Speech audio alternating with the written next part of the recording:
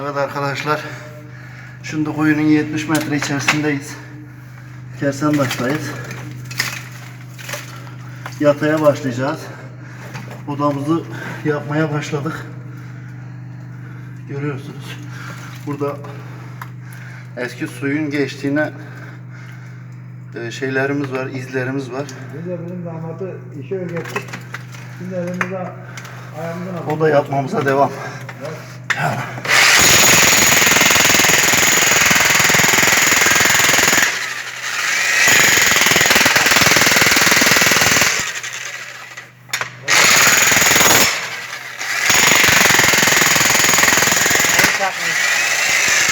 Ayla yan.